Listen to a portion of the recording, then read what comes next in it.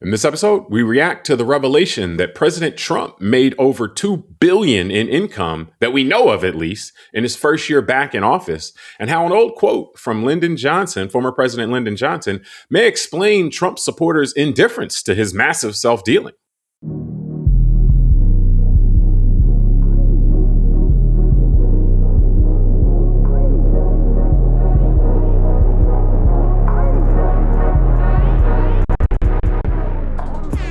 Hello, welcome to the Call Like I See It podcast.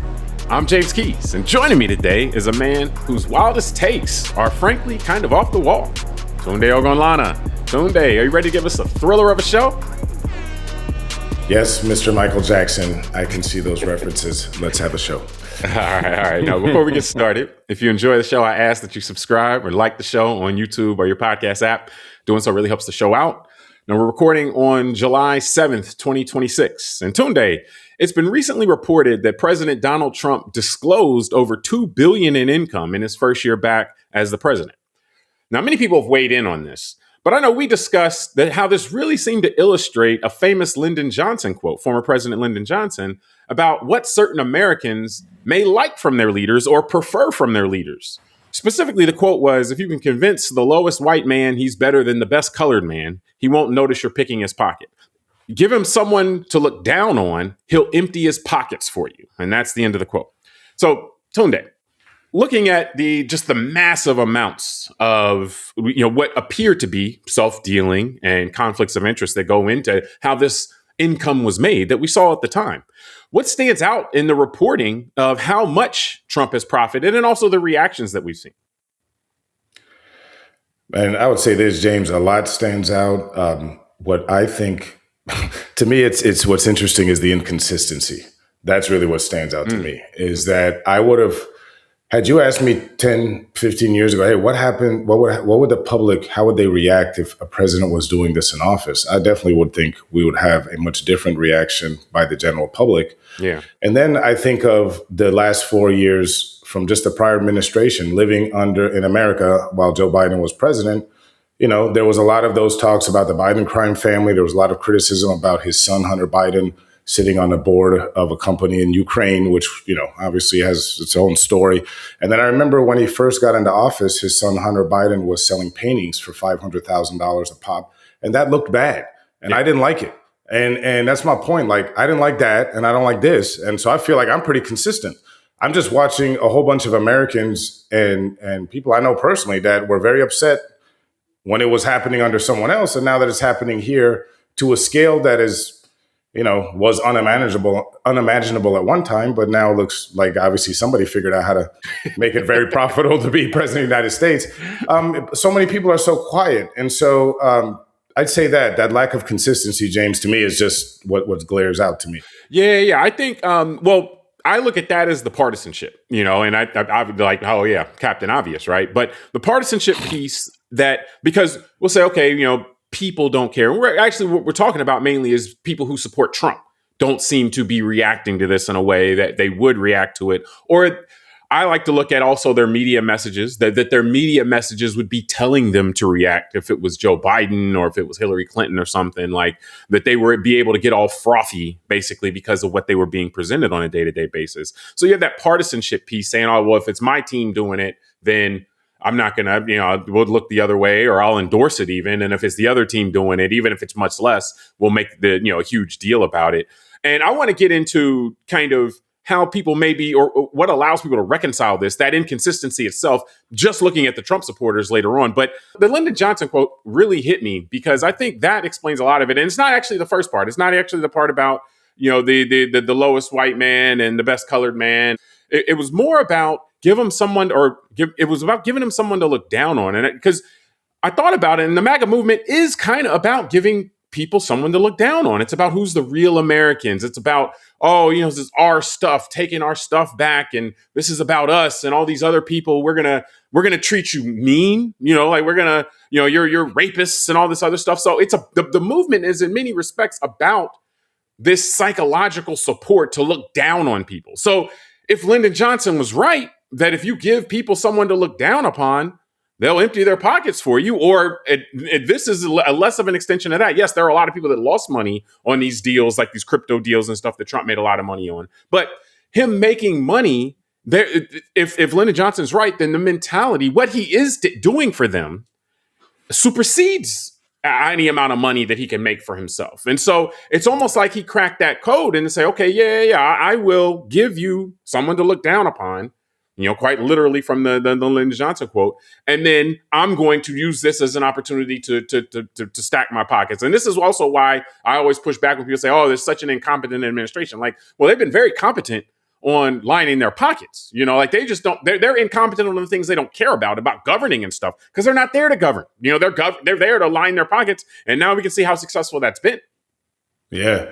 No, man, that's a very interesting direction you go, because it makes me think of that emotional state that we discussed some time ago, that the concept of transference, where a population will transfer its anger about its condition. Like maybe, let's say, example would be poverty or people in the working class not feeling like they're getting a fair shake.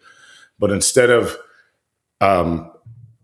focusing on those who control the levers of the system, so on and so forth. And who seem to be benefiting from the system that's not giving you a fair shake. Yeah. They are, but this is why I want to get into it. The point, the way you bring it up, that look downing, the ability to look down on someone else, because that plays into some people's emotional need for a hierarchy and to be told where they stand in that hierarchy. And I think for a lot of people, unfortunately, the way that kind of, I guess, things have played out in the last generation or two, this current president showed up at the right time in 2016 with the right type of populist message that for people who were upset at the system in general, because they feel like the Bush administration had failed them, with the wars in Iraq and all that. And they felt that kind of the Democrats after Obama, had gotten in with after the great financial crisis. And remember, all of those things. You should not smash all that together. You had the first black president. You had the financial crisis, which was not dealt with in a way that realigned things and that accounted for the fact that you had very wealthy people sending the economy into the tank. Like, that's a really good point. There were a lot of different factors that would have a lot of people dissatisfied about their place or the way they're being treated in the government, and transference would be a great way to deal with that, so to speak. Yeah. And so what this reminds me of as we're talking, this ability for the president and his family to be able to enrich themselves at the way that they have disclosed. That's the interesting thing, is that this isn't something that's a hit job from some side angle, from someone that's an opponent of the president or the administration. He personally follows the disclosure rules. So he disclosed how much money he made on trading stocks, crypto memes, all that stuff. And one of the things that stands out to me, James, why I started thinking of January 6th was because the crypto, just real quick, it's come out that almost 1 million people that invested in the crypto meme coin that the president put out himself lost a combined $3.8 billion. But he and his family were, made a lot of money, somewhere between $1 to $2 billion, depending on how you look at fees versus profits and all that. Yeah. So I'm going to read a quote, James, because it comes from the White House, not the president himself, but it says, a quote, "President Trump proudly made the United States the crypto capital of the world," close quote. Anna Kelly, a White House spokesman, said in a statement to the New York Times after the president's annual report was made public on Tuesday. So this is after he disclosed how much money he made. And quote, "All actions by President Trump and his administration are taken in the best interest of the American people." So this is where it is becoming like a dictatorship cult, right?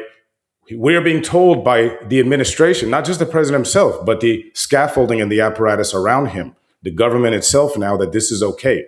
And what reminds me of January 6th is, remember, there was this kind of plausible deniability.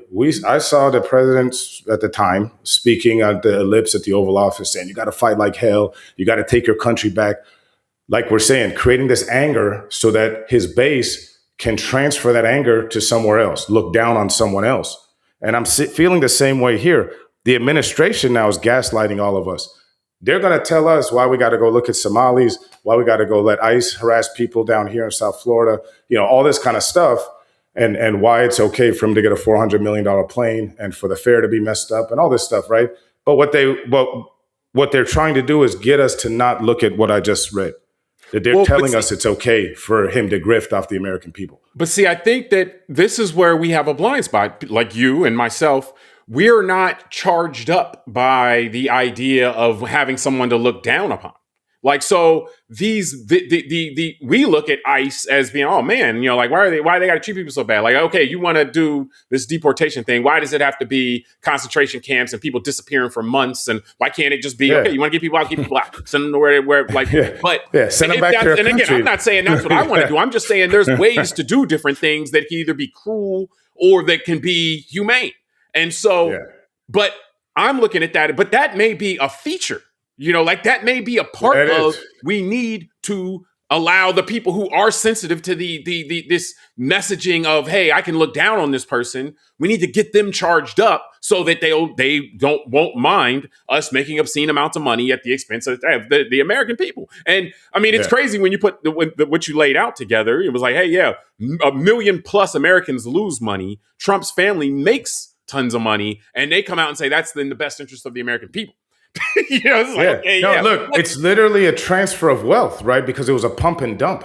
It was a pump and dump, exactly. So people bought it, and then they cashed in, took the money out, and all those people lost money. So it's just So it would be illegal in another. It's predatory in that sense, exactly. But this goes into that idea that one of the tricks that Trump has played, and he's been very successful at is.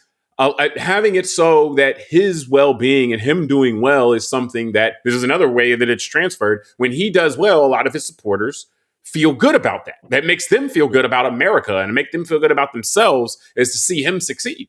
So it in that sense. Hold on, man.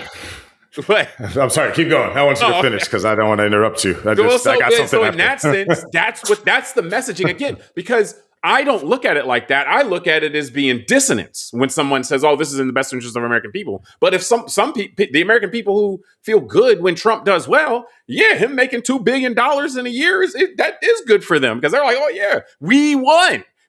There's no but see, in that what they won. That's why you gave me an epiphany, bro. Because as you're talking, it makes me realize this is the kind of locked in thing of our culture as relates to race. I think what happens is the idea of looking down on others, because it's America and the way we deal with humanity, right? And our caste system here is this color thing. The president is for some people, let me be very clear here. I'm not talking about all white Americans here, but I'm talking about the people who still in 2026 find themselves as members of the MAGA base and this kind of stuff and still supporting this in the face of. Than that. I don't think it's people that are sensitive to this kind of messaging. Like, and I think some people are, and then some people aren't as sensitive to this kind of thing. But I think to your point, you bring it up, which is because so many Americans now have been radicalized with this idea that they're being replaced. Like we read that article that 40% of white Americans, and the study showed, thinks that the great replacement's real. He can convince them that as long as someone who looks like me and you doesn't appear to do as well, and they're supporting a guy who is, in a sense, grifting off the system that they've been radicalized to hate, right? Then that's okay. And it's an interesting point, James, because they've been radicalized to hate their own country, their own government and all that. But yet he's fleecing off of them personally in a deal like this. This isn't him taking tax dollars, right? That $1.776 billion slush fund he tried to create and all that. This is him really saying, here's my meme coin, buy it. These people put their own personal money in there, and then him and his kids siphon it away. So it's a real grift. It's a real misdirection by saying all these bad guys over here going to get you. I'm the only one that can protect you. But on the flip side, I'm going to be cleaning it out. Put your money here. Put your money here. And that's the LBJ quote, right? Yeah. Hell, he'll empty his pockets for you if you give him someone to look down on. That's what I mean. Just your comments made me realize a lot there. Like, whoa, yeah. Well, no, that's why LBJ was profound. Actually, it really hit that part. To me, that's what really stood out when I first saw this. I'm like, oh, that's exactly what LBJ was talking about. So now, just briefly, I do. Well, you had touched on the inconsistency of it, and I noted, Trump has been quoted as saying that he realized that no one cared. in terms of the conflict of interest and stuff like that. And this was from the first term, and he's talking about his base. Like obviously the people. When you have these kind of conversations, you go in with the understanding that the people who don't support Trump, this doesn't move them because they already don't support Trump. But the more curious thing is that people who do support Trump, when this negative type of stuff comes out, or at least stuff that historically would be considered negative, this doesn't move them either. If you're already in the negative, then more negative isn't going to change you. But if you're in the positive, so the thinking historically has been that negative might move you a little bit out of the positive, move you to neutral, or move you to flip your side. And so that it doesn't do that is the curious thing. So Trump that says no one cares, and let's say he's speaking about his base there, about conflicts of interest. What happened with that? Because, if you go to Nixon, for example, people did care. Now, everybody didn't, but enough people on both sides of the partisan divide cared that this guy was wilding out, enough that he was threatened with impeachment enough that he stepped down. So what has happened here? I mean, is this, like we did the book Stuart Stevens, It Was All a Lie? Is this just, it was all a lie that the Republican Party professed to care about this stuff in the 70s, or I guess you can't say in the 70s because they did it in the 70s, but in the 80s and 90s and 2000s, and they didn't? Or has the Republican voter or the Republican politician been changed in the modern media ecosystem or what have you? That's a very good question. Interesting, the last one about has the voter changed? Was it always a ruse, or have people been changed? People been radicalized? Used already. I think I'll start there because if we look at, we're a little bit over a decade, but that famous 2012 Republican Party autopsy, right, where they were like, "How come we're losing this and that?" And that was, we should speak out to more voters, get more, diverse. Broaden start our speaking tent. to more diverse, broaden our tent, all that kind of stuff. And it was, remember, Paul Ryan and John Boehner and those kind of guys in the party, right? And it's interesting. By 2016, the base, the voters nominated a guy who was the antithesis of what the party establishment thought that the party needed. Now, I'm not here to argue whether the party was right at the time or whatever. What I am saying, though, is you brought something up earlier, which I didn't, not my intent to focus on. And I don't want to sit here and get too much into this, but I think we all know that, Obama's presence just as a human being in that position did disturb some people in this country in a way that I think I didn't predict. So I do think that the current President Trump was very effective with birtherism, along with Fox News and other parts of our culture, to radicalize a certain amount of enough Americans. Maybe it's not a majority, but maybe 30% or 20% of Americans that are very vocal, very passionate, show up to all the primaries, show up to the stuff that kind of matters, to tack that party a little bit further to the right in how they saw the country, and inviting in candidates who were a lot more open about their bigotry. And I think that's it. Like, it's not, it's undeniable looking back now at 2026, looking back over the last 10 to 15 years, that those type of emotions were stoked. And, maybe they were embers burning when you and I were kids, and now that a bit of a brush fire has developed, right? We'll see, but I think that predates Trump. This is where, and I've said this to you before offline, but this is where Trump got in front of the parade that was already happening in the right-wing media. And so basically it was being stoked already. To me, I think what this evidence is, it's not quite, it was all a lie, and it's not quite pure radicalization, but I don't think that, or I want to say this correctly, or at least in the most accurate way. Most people are not inherently principled, would be my opinion on that. Like, so people can be principled, particularly if being principled is being reinforced around them a lot. So if you look at the Nixon piece, the mainstream media reinforced the idea of, hey, as Americans, we're about rule of law. Just because this guy's president doesn't mean he can run up in hotel rooms and be searching for these things and all this other stuff, or use the government for personal reasons, or all this type of stuff. Like, that was being reinforced into people's minds all the time, and that would be affecting people who didn't support Nixon and also people who did.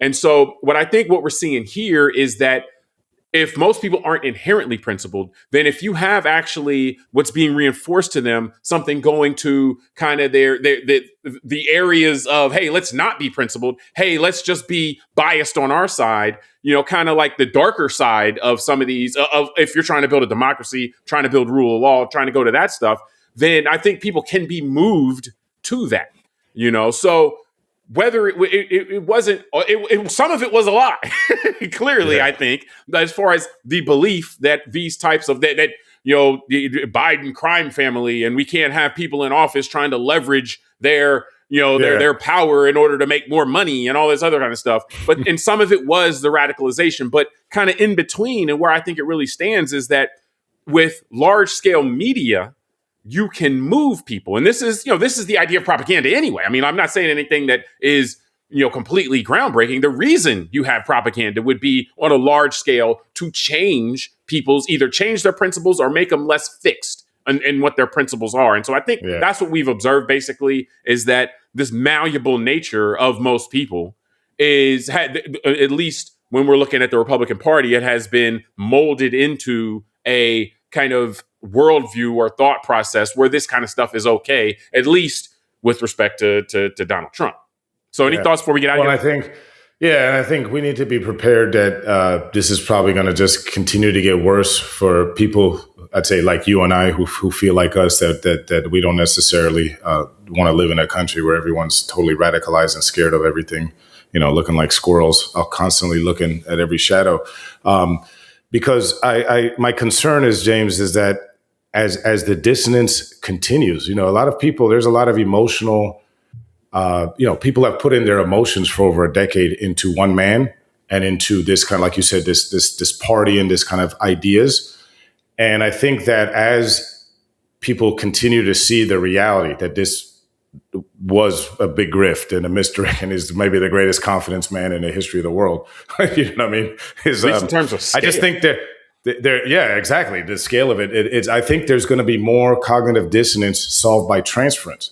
I think we're going to have people becoming more angry at the immigrants and the quote unquote outsiders, people trying to, like you say, who's a real American, who's not, people wanting more people to look down on. We need to be prepared for that because they're going to feel angry that they were, either angry that they were taken advantage of by the people that they trusted and won't know how to deal with those emotions, or B, they just will choose not to see that reality and continue to choose the emotional off-ramp of hating someone else. And, as I close, I'll say this. We referred to something in the past conversations as ritualistic killings.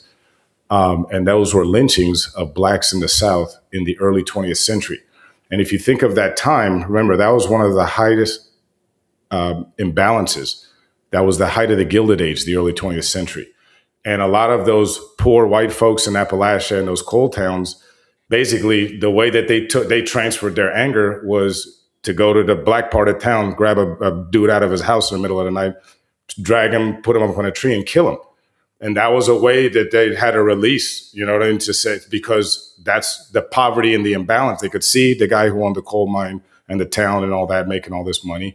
They could see all this and they felt powerless. And that powerlessness was turned to anger and violence and transferred onto the weaker group, somebody they could look down on. So I think we need to be prepared. Maybe it won't happen exactly the same way. I'm not trying to be alarmist in that way, but I don't think we should assume if Trump gets off the stage that this sentiment and this need to transfer anger to a lesser group will end.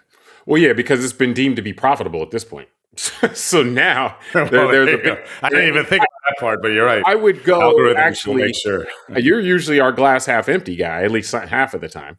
But that was pretty good. I thought I fulfilled my role there. No, but I would go a little further actually.